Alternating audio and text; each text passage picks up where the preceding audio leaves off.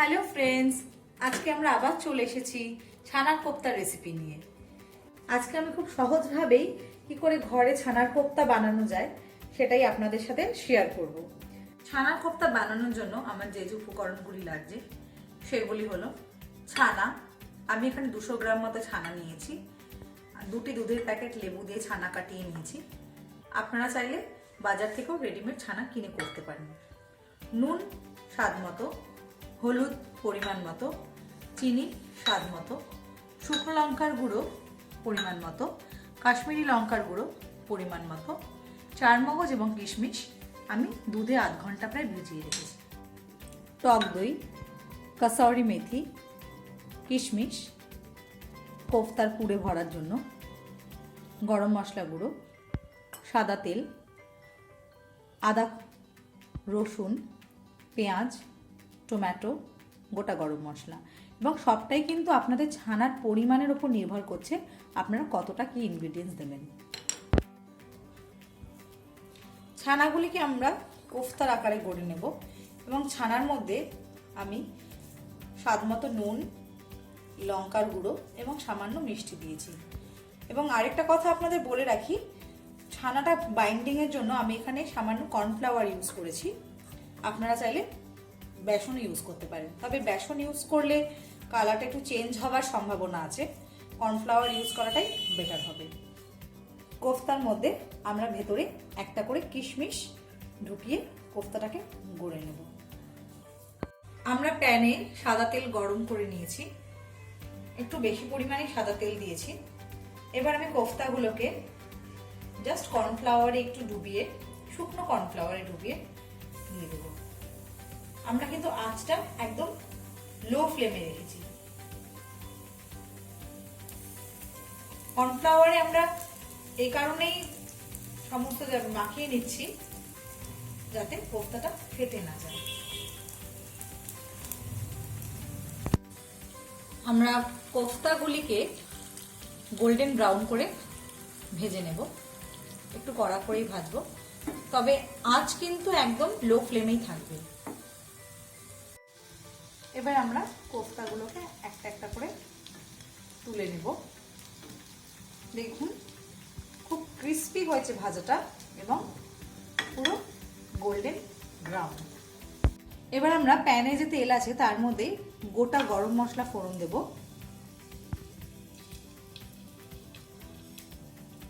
রসুনের কোয়াগুলো দিয়ে দেব,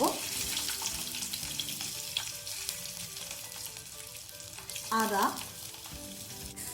পেঁয়াজ কুচি এবং টমেটো। সামান্য আমরা হলুদ গুঁড়ো দিয়ে দেব, খুব সামান্য, এবং নুন।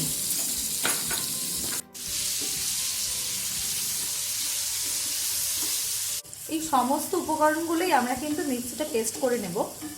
আপনারা ভাবতে পারেন যে কাঁচা পেস্ট করলেও তো হতো, আমি ফ্রাই করে নিয়ে ভাজছি এই কারণে, তাহলে কোনো কাঁচা গন্ধ থাকবে না। একটু গোল্ডেন ব্রাউন হয়ে গেলে আমরা এটাকে তুলে ফেলবো। উপকরণগুলি আমরা একটা মিক্সির বাটিতে দিয়ে দিয়েছি ঠান্ডা হওয়ার পরে। তাতে আমরা টক দই,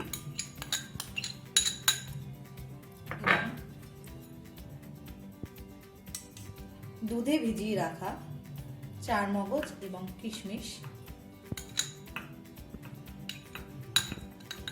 দিয়ে দেব। আমরা উপকরণগুলি যে ভেজেছিলাম সেই তেলের মধ্যেই পেস্টটা দিয়ে দেব।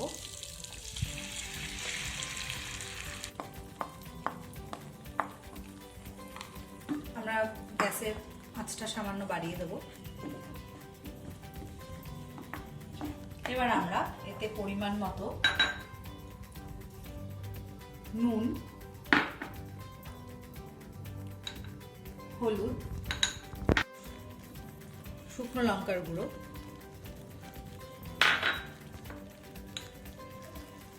কাশ্মীরি লঙ্কার গুঁড়ো দিয়ে দেব।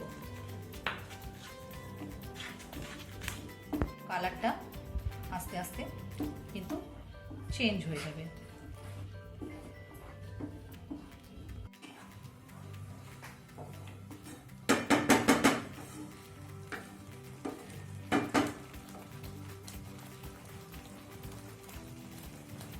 আমি মশলাটা কষে যাওয়ার পর সামান্য জল দিয়েছি। এবার আমি এতে সামান্য মিষ্টি দিয়ে দেব। এবার আমি কোফতাগুলো দিয়ে দেব।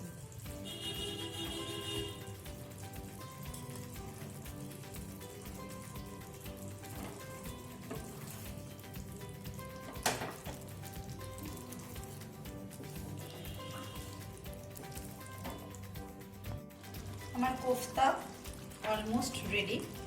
এবার আমি নামানোর আগে সামান্য গরম মশলা, কসুরি মেথি